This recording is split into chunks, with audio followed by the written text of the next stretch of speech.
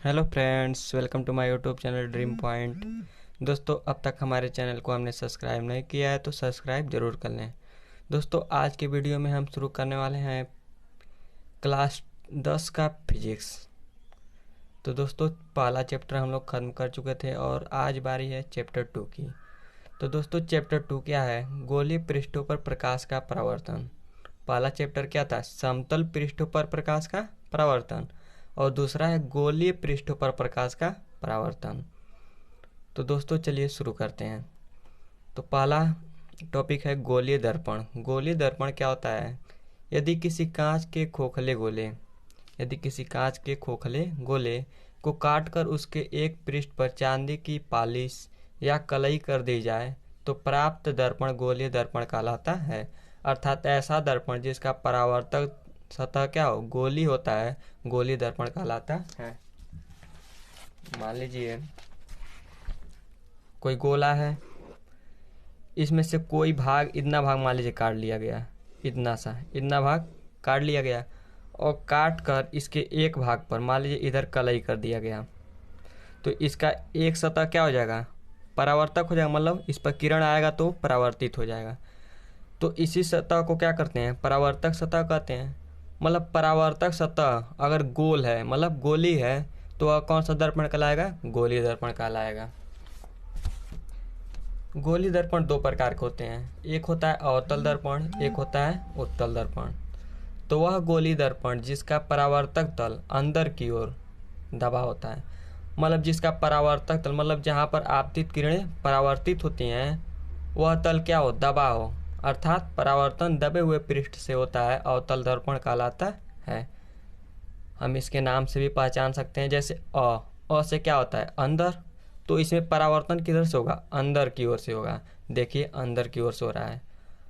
तो इसका परिभाषा हम लोग क्या लिख सकते हैं? वह गोलीय दर्पण जिसका परावर्तक तल अंदर की ओर दबा होता है, अर्थात परावर्तन दबे हुए पृष्ठ से होता है, अवतल दर्पण कहलाता है। जैसा कि अ से क्या होता है? अंदर होता है। यह ट्रिक है, मतलब एक तरह से समझने के लिए।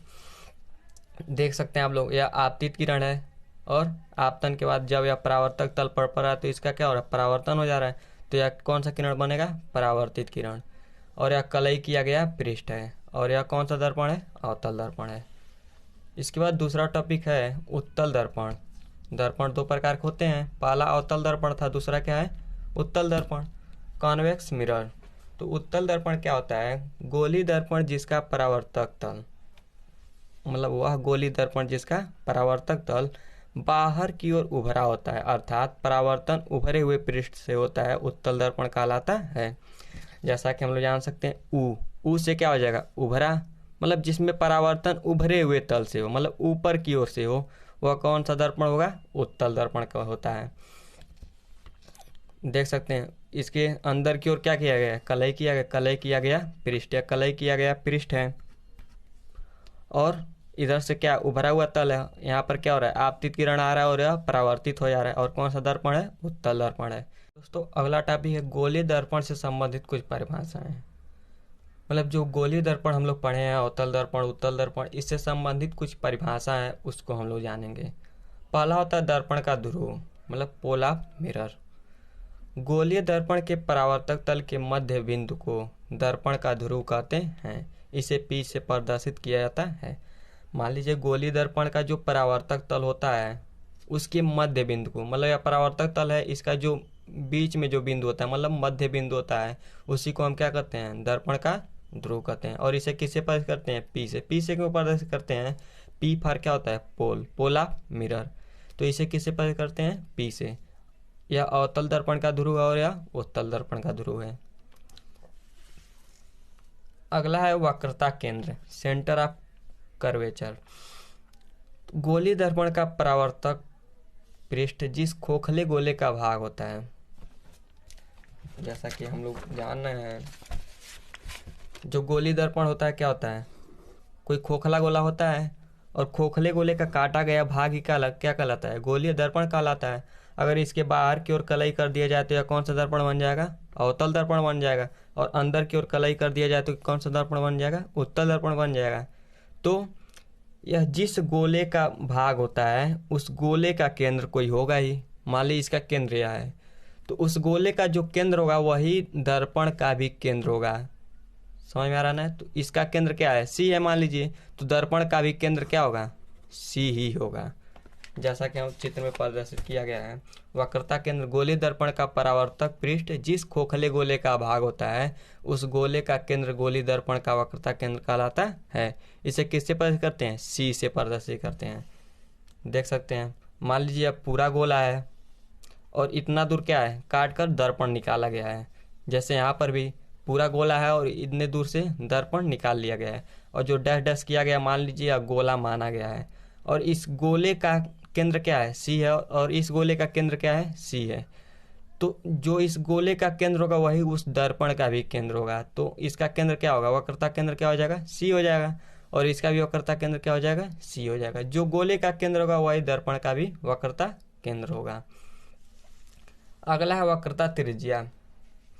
वक्रता त्रिज्या क्या होता है, गोलीय दर्पण का पृष्ठ, गोलीय दर्पण का पृष्ठ जिस खोखले गोले का भाग होता है उस गोले की त्रिज्या वक्रता त्रिज्या कहलाती है।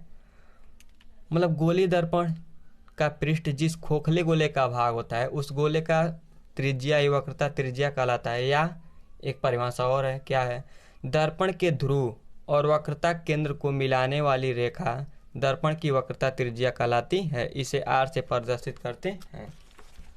मान लीजिए यह गोली दर्पण है, मान लीजिए पहले गोला था, इसमें से एक गोली दर्पण काट कर निकाल लिया गया। ये गोला था, इसमें से एक गोली दर्पण काट कर निकाल लिया गया, जिसका केंद्र क्या है, सी है, और ध्रुव क्या है, पी है। तो इस गोले की जो त्रिज्या होगी वही वक्रता त्रिज्या कहलाती है। यह भी कह सकते हैं, या गोले के केंद्र, मतलब गोले के वक्रता केंद्र और ध्रुव के बीच की दूरी को भी क्या कहते हैं, त्रिज्या कहते हैं। इस तरह भी कह सकते हैं, और उस तरह के गोले की त्रिज्या को वक्रता त्रिज्या कहते हैं। तो गोलीय दर्पण का पृष्ठ जिस खोखले गोले का भाग होता है उस गोले की त्रिज्या वक्रता त्रिज्या कहलाती है। या एक परिभाषा और है, दर्पण के ध्रुव और वक्रता केंद्र को मिलाने वाली रेखा को क्या कहते हैं, वक्रता त्रिज्या कहलाते हैं। मतलब यह जिस गोले की त्रिज्या है, मतलब इस गोले की त्रिज्या जो है वक्रता त्रिज्या कहलाएगी, या सी और पी को मिलाने वाली रेखा भी क्या कहलाएगी, वक्रता त्रिज्या कहलाएगी। दोस्तों अगला टॉपिक है मुख्य अक्ष। मुख्य अक्ष, तो मुख्य अक्ष क्या होता है, गोलीय दर्पण के ध्रुव, गोलीय दर्पण के ध्रुव और वक्रता केंद्र को मिलाने वाली सीधी रेखा को क्या कहते हैं, गोलीय दर्पण का मुख्य अक्ष कहते हैं। मतलब गोलीय दर्पण का ध्रुव और वक्रता केंद्र को मिलाने वाली जो सीधी रेखा होती है उसी को हम क्या कहते हैं, मुख्य अक्ष कहते हैं, मतलब प्रिंसिपल एक्सिस कहते हैं। मतलब सी और पी को केवल मिलाएगा ही नहीं, इसको मिलाते हुए आगे बढ़ जाएगा, यही क्या कहलाता है, मुख्य अक्ष कहलाता है। या अवतल दर्पण का मुख्य अक्ष और या उत्तल दर्पण का मुख्य अक्ष है। इसके आगे दर्पण का द्वारक। दर्पण का द्वारक क्या होता है, गोलीय दर्पण के परावर्तक तल के व्यास को दर्पण का द्वारक कहते हैं। मतलब गोलीय दर्पण का जो परावर्तक तल है, मान लीजिए गोलीय दर्पण है, इसका परावर्तक तल M1 और M2 है, और यह उत्तल दर्पण है, इसका परावर्तक तल क्या है, M1 और M2। तो इसके परावर्तक तल का जो व्यास होता है उसी को क्या कहते हैं, दर्पण का द्वारक कहते हैं। इसके आगे मुख्य फोकस। गोलीय दर्पण के मुख्य अक्ष के समांतर आने वाली प्रकाश की किरणें दर्पण से परावर्तन के बाद मुख्य अक्ष के जिस बिंदु पर मिलती हैं या मिलती हुई प्रतीत होती हैं उस बिंदु को दर्पण का मुख्य फोकस अथवा फोकस कहते हैं। इसे कैपिटल एफ से प्रदर्शित करते हैं। देखिए मान लीजिए कौन सा दर्पण है, अवतल दर्पण है। तो अवतल दर्पण में जो मुख्य अक्ष क्या है, सी और पी को मिलाने वाली रेखा है, यही है मुख्य अक्ष। तो मुख्य अक्ष के समांतर आने वाली प्रकाश की किरणें, जो समांतर आ रही है प्रकाश की किरणें, जैसे एक किरण हो गई, यह हो गई, यह हो गई और यह हो गई, ये सब किरणें क्या हो रही हैं, मुख्य अक्ष के समांतर आ रही हैं और दर्पण से परावर्तन के बाद जिस बिंदु पर मिलेंगी उसी को क्या कहते हैं, मुख्य फोकस कहते हैं, प्रिंसिपल फोकस कहते हैं। तो दर्पण से परावर्तन के बाद किस बिंदु पर मिल रही है, कैपिटल एफ पर, यही क्या हो जाएगा, दर्पण का मुख्य फोकस का हो जाएगा। यहाँ तो मिल रहा है, लेकिन यहाँ पर क्या हो रहा है, उत्तल दर्पण में मिलता हुआ प्रतीत हो रहा है। देखिए यह मुख्य अक्ष है और मुख्य अक्ष के समांतर किरणें आ रही हैं और दर्पण से परावर्तन के बाद कैपिटल एफ पर मिलती हुई क्या हो रही है, प्रतीत हो रही है। डैश डैश दिया गया, इसका मतलब क्या हो रहा है, प्रतीत हो रही हैं। तो इसमें क्या होगा, कैपिटल एफ क्या होगा, मुख्य अक्ष कहलाएगा इसका। अवतल दर्पण में जो फोकस होता है दर्पण के सामने होता है। अवतल दर्पण में फोकस कहाँ है, दर्पण के सामने है, जबकि उत्तल दर्पण में फोकस कहाँ होता है, दर्पण के पीछे होता है। अगला है फोकस दूरी। तो फोकस दूरी क्या होती है, फोकल लेंथ। गोली दर्पण के ध्रुव तथा मुख्य फोकस के बीच की दूरी को दर्पण की फोकस दूरी कहते हैं और इसे स्मॉल एफ से प्रदर्शित करते हैं। जो मुख्य फोकस होता था उसे कैपिटल एफ से प्रदर्शित करते थे और जो फोकस दूरी होता है उसे स्मॉल एफ से प्रदर्शित करते हैं। तो इसका परिभाषा क्या होगा, गोली दर्पण के ध्रुव, तो गोली दर्पण के ध्रुव तथा मुख्य फोकस के बीच की दूरी को क्या कहते हैं, फोकस दूरी कहते हैं। मतलब सभी दूरियां अक्सर ध्रुव से ही नापी जाती हैं। तो ध्रुव से लेकर फोकस के बीच की दूरी को क्या कहते हैं, फोकस दूरी कहते हैं। ध्रुव से लेकर वक्रता केंद्र के बीच की दूरी को क्या कहते हैं, वक्रता त्रिज्या कहते हैं। तो इसी तरह यहाँ भैया है, तो ध्रुव से लेकर फोकस तक की दूरी को क्या कहेंगे, फोकस दूरी कहेंगे। इसी तरह उत्तल दर्पण में देखेंगे तो ध्रुव से लेकर फोकस तक की दूरी क्या कहलाएगी, फोकस दूरी कहेगी और इसे स्मॉल एफ से प्रदर्शित करते हैं। इसका सिंपल सा डिफिनीशन है कि गोली दर्पण के ध्रुव तथा मुख्य फोकस के बीच की दूरी को क्या कहते हैं, फोकस दूरी कहते हैं। अगला है फोकल प्लेन, मतलब फोकस तल। वह तल जो मुख्य फोकस से गुजरता है तथा मुख्य अक्ष के लंबवत रहता है दर्पण का फोकस तल कहलाता है। मुख्य फोकस कैपिटल एफ है, इसका भी मुख्य फोकस कैपिटल एफ है। तो इस अक्ष के लंबवत, मतलब मुख्य अक्ष के लंबवत जो तल रहता है वही क्या कहलाता है, फोकस तल कहलाता है। कहा गया है वह तल जो मुख्य फोकस से गुजरता है, मुख्य फोकस से गुजर रहा है, कैपिटल एफ से गुजर रहा है, यहाँ पर भी कैपिटल एफ से गुजर रहा है, लेकिन मुख्य अक्ष के क्या है, समांतर लंबवत है। मुख्य अक्ष के क्या है, लंबवत है। मुख्य अक्ष के साथ कितने डिग्री का कोण बनाएगा, 90 डिग्री का। यह भी मुख्य अक्ष के साथ कितने अंश का कोण बनाएगा, 90 अंश का। तो यह क्या कहलाएगा, फोकस तल कहलाता है। इसके बाद है अभिलंब। तो गोली दर्पण के किसी बिंदु को वक्रता केंद्र से मिलाने वाली रेखा को उस बिंदु पर अभिलंब कहते हैं। मान लीजिए कोई भी गोली दर्पण है, जैसे यह हो गया गोली दर्पण, इसका वक्रता केंद्र है। तो गोली दर्पण और वक्रता केंद्र को कोई भी मिलाने वाली रेखा खींच दिया जाए, यही उसका क्या कहलाएगा, अभिलंब कहलाएगा। इसके बाद नोट है, गोली दर्पण के लिए प्रकाश का परावर्तन के नियम उसी प्रकार लागू होते हैं जिस प्रकार समतल दर्पण के लिए लागू होता है। मतलब गोली दर्पण में भी प्रकाश का परावर्तन उसी प्रकार होता है जिस प्रकार समतल दर्पण में होता है। तो आज हम 9 परिभाषा पढ़े हैं। पहला क्या था, दर्पण का ध्रुव। तो दर्पण का ध्रुव क्या होता है, गोलीय दर्पण के परावर्तक तल के मध्य बिंदु को क्या कहते हैं, दर्पण का ध्रुव कहते हैं। मान लीजिए एक चित्र में हम समझ लें,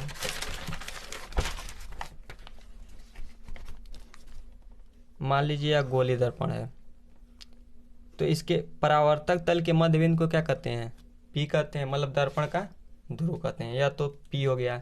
इसके बाद था सी, हम लोग पढ़े हैं। सी क्या होता है, वक्रता केंद्र होता है। तो गोलीय दर्पण का परावर्तक पृष्ठ जिस खोखले गोले का भाग होता है उस गोले की केंद्र को क्या कहते हैं, दर्पण का वक्रता केंद्र कहते हैं। मान लीजिए अब पूरा गोला है, पूरा गोला है, तो इस गोले का जो केंद्र होगा वही क्या कहलाएगा, वक्रता केंद्र कहलाएगा। तो वक्रता केंद्र को किससे पता करते हैं, सी से। इसके बाद हम लोग पढ़े वक्रता त्रिज्या। तो वक्रता त्रिज्या क्या होती है, जो गोले की त्रिज्या होती है वही क्या कहलाती है, वक्रता त्रिज्या कहलाती है। या सी और पी के बीच की दूरी क्या कहलाती है, वक्रता त्रिज्या कहलाती है। आर भी हम लोग पढ़ चुके हैं। इसके बाद था मुख्य अक्ष। मुख्य अक्ष क्या होता है, गोलीय दर्पण के ध्रुव और सी, ध्रुव और वक्रता केंद्र को मिलाने वाली रेखा क्या कहलाती है, मुख्य अक्ष कहलाती है। मतलब मिलाते हुए क्या बढ़े, आगे बढ़ जाए, यही क्या कहलाएगा, मुख्य अक्ष कहलाएगा। यह हमारा क्या है, मुख्य अक्ष है। इसके बाद हम लोग क्या पढ़े हैं, दर्पण का द्वारक। मान लीजिए यह M1 है और यह क्या है, M2 है। तो इसका जो व्यास होगा, दर्पण का जो व्यास होगा वही क्या कहलाएगा, इसका द्वारक कहलाएगा।